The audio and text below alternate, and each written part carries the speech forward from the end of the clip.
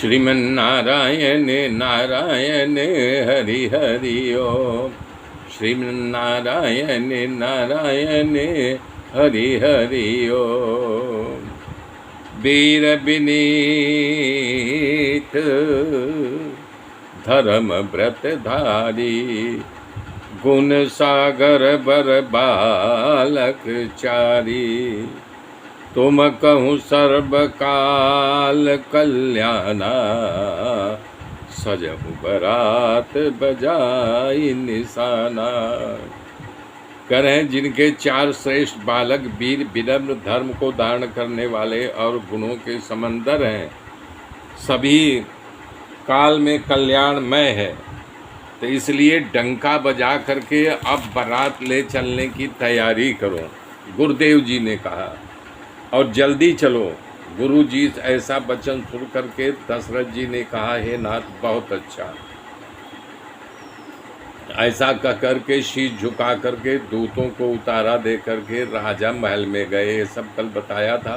रानियों को भी सब समाचार सुनाया, उसमें उमंग आ गया। भुवन चारि दस भरा उछाऊ, और जनक सुधा रघुबीर बियाहू। सुनि शुभ कथा लोग अनुरागे, मग गृह गली सवारन लागे। 14 लोगों में उत्साह भर गया कि जानकी जी और श्री रघुनाथ जी का विवाह होगा। ये शुभ समाचार सुन करके प्रेम में सब मगन हो गए। वो मार्ग और गलियों को, चौराहों को सजाने लगे। जबकि अयोध्या में हमेशा जो है पवित्र वातावरण रहता था, क्योंकि जहाँ श्री रामचंद्र जी ने अवतार लिया है तो मंगल और पवित्र में तो होगा ही न। अयोध्या पूरी तीस पर, और ये समाचार सुन करके लोगों में उत्साह और प्रीति बढ़ गई। बता रहे हैं कि सुंदर स्त्रियां श्री रामचंद्र जी, सीता जी का नाम लेकर के मंगल गीत गा रही हैं।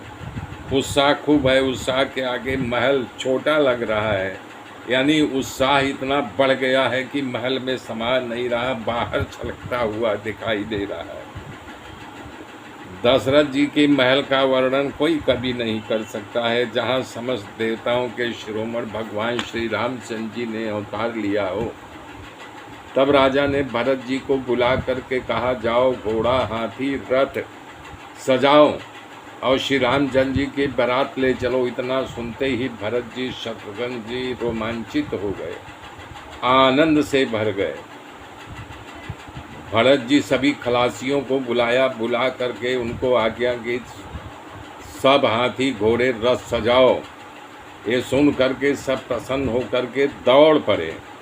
वो घोड़ों को जीन कसकर खरारा दे दे करके अच्छे ढंग से रंग बिरंगी जीनों को सजा करके हाजिर हो गए। सभी घोड़ों के ऊपर भरत के समान ही उनके उम्र अवस्था वाले छैल छबीले नए युवकों को बैठाया, और घोड़े ऐसे थे जो हवा से बात करने वाले घोड़े थे। धनुष बाण और कमर में तूणीर बाल लिए, जिसमें बाणों से भरे हुए थे। रथ पर चढ़ कर के बारात नगर के बाहर इकट्ठी होने लगे। सुंदर सगुन होने लगा। सुंदर सगुन मतलब कि मानो सावन के महीने में बादल गड़गड़ा रहे हो, क्योंकि हाथियों के ऊपर जो घंट लगाए गए थे वो घटनन की आवाज़ हो रही थी। तो ऐसा लग रहा सावन के महीने में जैसे घटा छाई हो और गर्जना बादल करते हैं तो आवाज़ होती है। तमाम पालकियां सजाई गई। पालकियों में ब्राह्मणों को बैठाया गया। 15 दिन पहले ही अयोध्या से बारात पहुंच गई, यानी बारात चलने का लगन निकाला गया, विवाह करने का लगन नहीं। और जनक जी ने बताइए 15 दिन क्या, एक दिन पहले किसी के यहाँ बारात पहुंच जाए, न पानी पूछेंगे न दाना पूछेंगे, बोलेंगे आप अपनी व्यवस्था करो, हमारे यहाँ जिस दिन शादी उस दिन करेंगे। 15 दिन पहले ही अयोध्या के बाहर से ही सारा इंतजाम जनक जी ने करा दिया। प्याऊ बनवा दिया, आश्रम करने के लिए मंडप छवा दिया, खाने पीने की वस्तुएं रखवा दिया, कि थोड़ी दूर जाते वहाँ पर सबके लिए जो है व्यवस्था थी। घोड़ों और हाथियों पर भी सामान सब लद लद करके दशरथ जी का नहीं कि आगे बढ़ने लगा। मेरे मित्रों, मेरे साथ बने रहिए, आगे की गाथा फिर कल सुनाऊंगा। तब तक के लिए जय श्री।